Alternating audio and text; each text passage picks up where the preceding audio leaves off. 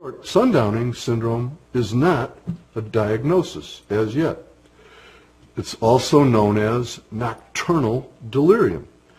But it's been around a long time in the literature. It was first described in modern medicine in 1941 by a British physician named Cameron. And in fact, he called it nocturnal delirium.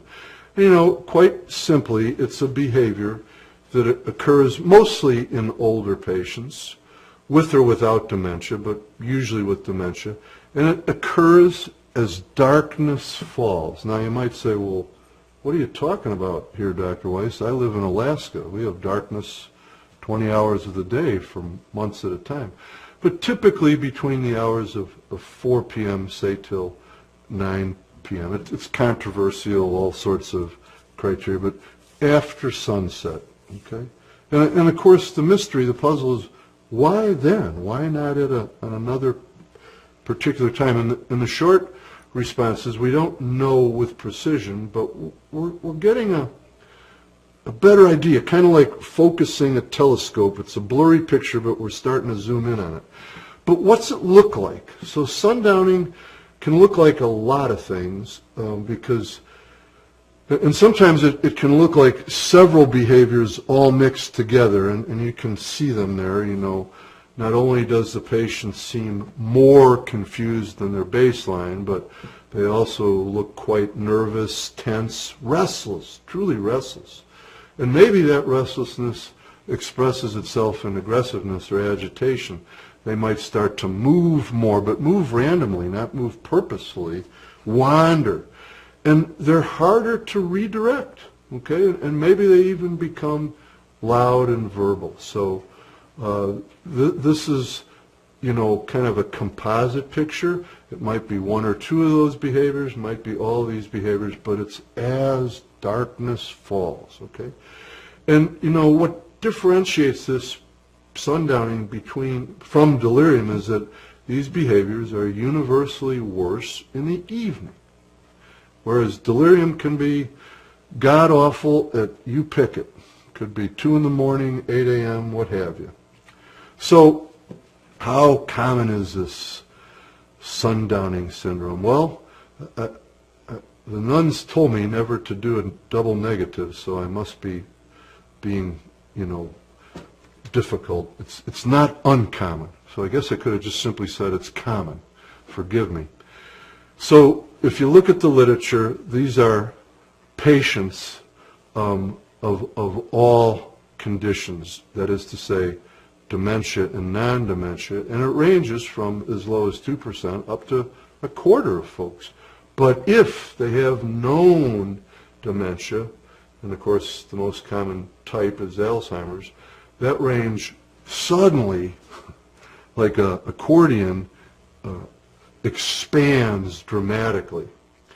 We don't know much about whether there seems to be gender or race prevalences, meaning this is an equal opportunity syndrome, a nasty syndrome, gender or race, that it doesn't differentiate. So what are the risk factors? Well, this is kind of the hottest area right now, and it's only going to heat up, and you've heard me say this before. So when I went to medical school, I know I got at least 40 hours on the Krebs cycle, which I still have not employed, but I imagine it's coming. And in 4 years of medical school, I got 1 hour of instruction on sleep, you know, a physiologic state that we spend a third of our life in. So sleep is finally starting to get the attention it richly deserves, because it's just an amazing physiologic state in so many ways. And it's really getting a lot of attention because it's clearly tied into health. You know, I often tell medical students and residents that, in my humble opinion, sleep is a medicine.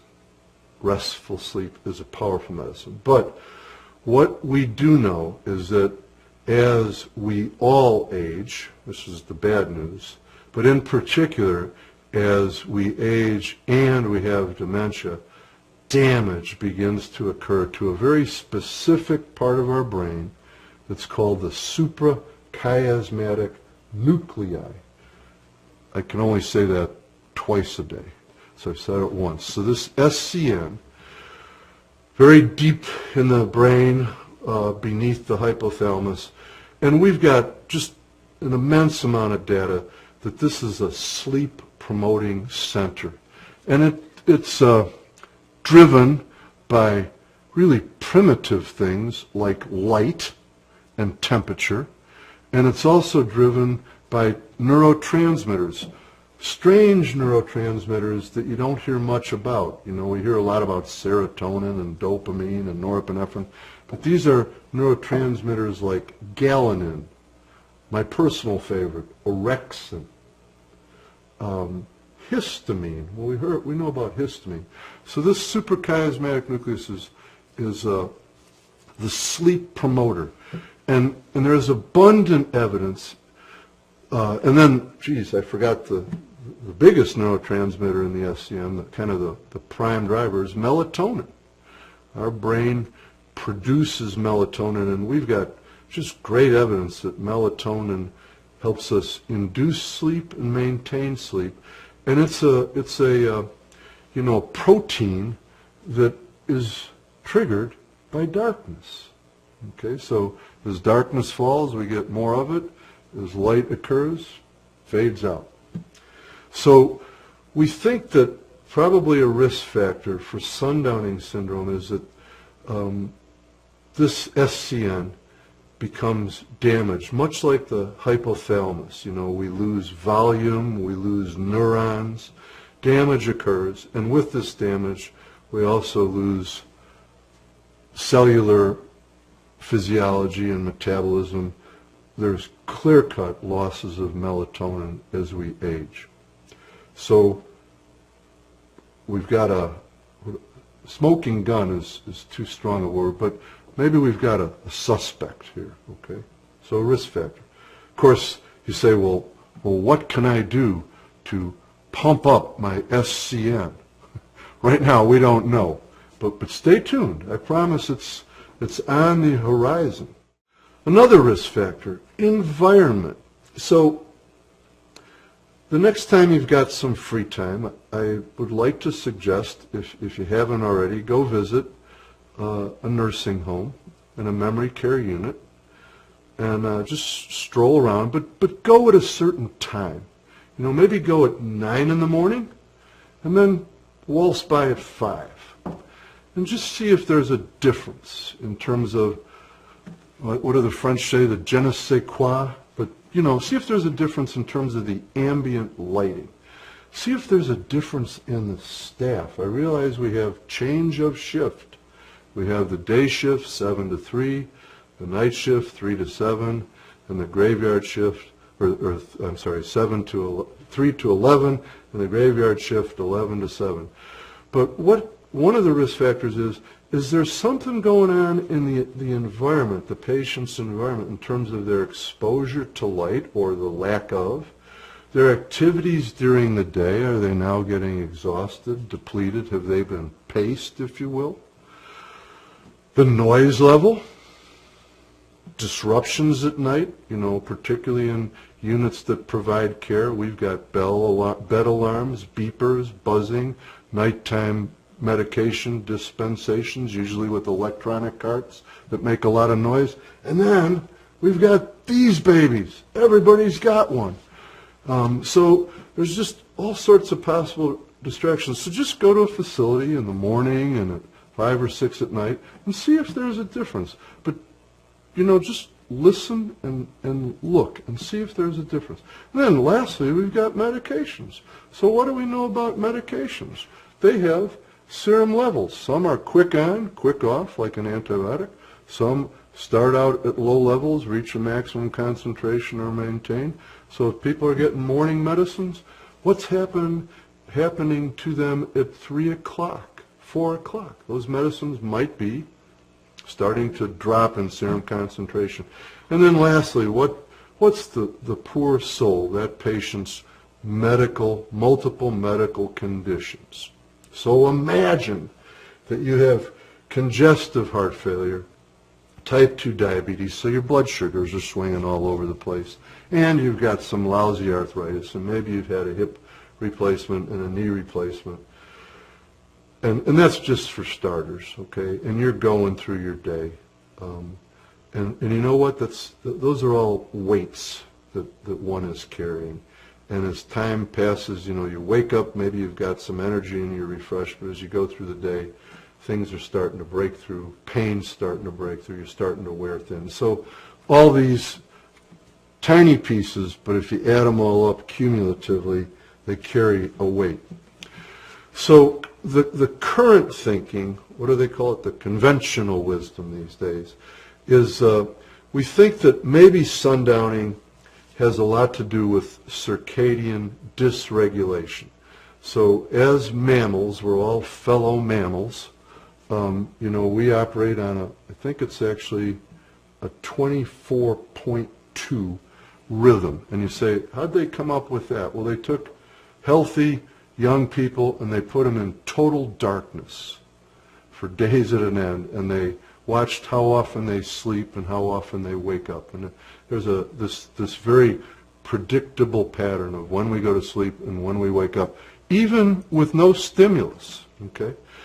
So one of the theories about sundowning is that perhaps folks that sundown that have dementia, that they're getting inadequate exposure to light early in the day. And this is coupled with damage to the SCN and decreased melatonin production. And then if we add to that, as darkness falls, what happens? You know, I have a lot of patients that say, you know, I'm getting to that place where I have chosen not to drive at night. Well, gee whiz, we've got halogen headlights and lighted highways and superhighways. But, you know, I'm 62 and, you know, I'll just be honest. Sometimes I'd rather not drive at night. I'm not sure why. It's just a little trickier. So lower lighting. We've got shadows, lots of shadows, okay? And, you know, this, if you already have a baseline of confusion, we've now taken it up a notch, okay? And then, as we talked about, there's really good evidence from imaging that the SCM is starting to shrink, and there's good evidence from those brave patients that have agreed to lumbar punctures that melatonin levels are falling. So perhaps this is the cause, okay? So if you run with this, you say, well, maybe we can put in some stoppers here. So first off, can we correct circadian disruption with exogenous melatonin? And I've become a big fan of melatonin, although it's tricky, because if you and I go to the health food section, you'll see 50 brands of melatonin. And you'll see doses ranging from 0.3 to 300 milligrams. And you'll say, what's a body to do? And my recommendation is you call over the health food section supervisor and you say, kind sir or madam, which is the most reputable brand here? Got it. And you're looking for 3 milligrams. That's the dose that's been studied. But here's the kicker. You want to dose it way before bedtime, not at bedtime, way before bedtime. And it's helpful. It's helpful. Now, what about sleeping pills and anti-anxiety medicines, aka benzodiazepines? So the sleeping pills, we've got a bunch. We've got the old ones, Restoril, Dalmane. They have incredibly long half-lives. So you dose a patient with them, and they're knocked out. They're knocked out till 10 or 11 the next day. So what hath God wrought? Or you use a short-acting one, like maybe Ambien or Sonata, and they're out for, 1.2 to 4 hours, and then they're up wandering. So, there's a time and a place for everything.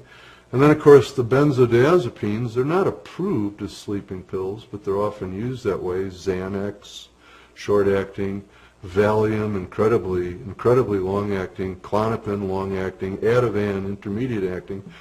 The danger here is in the elderly, and perhaps this is topic number 2, is, and another medical mystery, in the elderly, more so than in younger people, you can dose patients with the benzodiazepine, and instead of calming them, it makes them more excited and agitated. So this is fraught with worsening this syndrome. And then what about pulling out what I always call the heavy artillery, atypical antipsychotics? Well, we've talked a lot about that. It's certainly not an FDA indication, but it's done, and I think this is reserved for that patient where sundowning involves, very evident aggression and agitation, where there's danger, where there's safety risks. And then, forgive my misspelling, there was a single study that noted benefit with an acetylcholinesterase inhibitor, a dementia drug, the first, Aricept. But this is just a single study, and you always want to put your money on studies that have been replicated. So these are pharmacologic thoughts. But let's move over to non-pharmacologic, and we've already hinted. Can we have lights on early in the morning, 9:30 to 11:30? There seems to be some benefit here for sundowners.